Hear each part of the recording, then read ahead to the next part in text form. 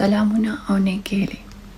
د شیخ ادریس په شهادت څه خبرې کول غواړم. اول خو دا خبره چې مونږ ټول په دې غم کې شریک یو، او دویمه دا خبره چې اوس مونږ ټولو ته پکار ده چې د اصل قاتل نامه واخلو، او اصل قاتل دی پاکستانی اسټابلیشمنت. ستاسو ټولو په آپس کې چې څومره هم اختلافونه دي لرئ، خیر دی، هیڅ نه کېږي، خو دا وخت د اختلاف نه دی، دا وخت دی د یو موټی کېدو، راپورته کېدلو. هغه داسې چې بله ورځ تاسو ټولو ویل په شریکه چې دا زموږ ډېر غټ عالم دی او مونږه د ده بې عزتي نشو برداشت کولی.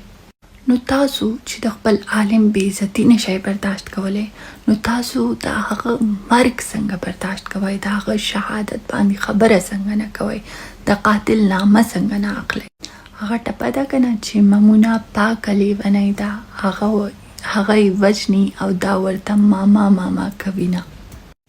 نو تاسو ماما ماما مه کوئ، تاسو دا خبره د پاکستان نه پوښتنه وکړئ چې ستاسو دومره غټ عالم ته حفاظت څنګه نشي ورکولی. چې د نور هیوادونو نه خلک راځي نو پاکستان څنګه په امن کېږي. نو تاسو ته دا امن ولې نه دی درکړلی شوی. او که ستاسو په یاد وي نو شیخ ادریس صاحب خو د عاصم منیر ستاینه کړې وه، نو د ستاینې دا انعام ورته میلاو شو. داسې څنګه کېدلی شي چې د پنجاب ملایان په چکرونو ځي یورپ ته، نور ملکونو ته، خو ستاسو ملایان وژلی کېږي که هغه د امن خبره کوي او که هغه د عاصم منیر ستاینه کوي. او که پاکستانی اسټابلیشمنت دا وایي چې خوارج راغلی و یا پلانکي مړ کو پلانکي مړ کو، نو تاسو څه کول؟ ستاینې خو یې ستاسو کولې، نو تاسو ولې حفاظت نه ورکړو؟ که ستاینه یې کړې وي او که نه یې کړې وي، پښتنو راپورته شئ، ځکه چې په نوم د پښتون مو وژني. که تاسو هر څه وکړئ، کښېنئ ورته د جي ایچ کیو مخې ته او پوښتنه دې وکئ چې څنګه یې ستاسو دومره غټ عالم ته حفاظت ورنه کړو. ستاسو دښمن ستاسو خپل ریاست دی.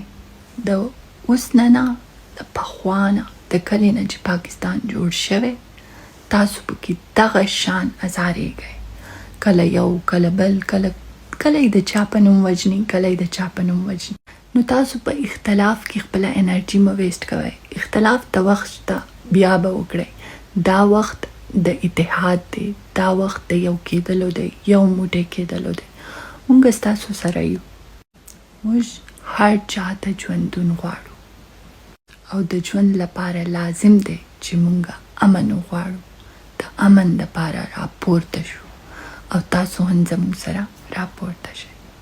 مننه.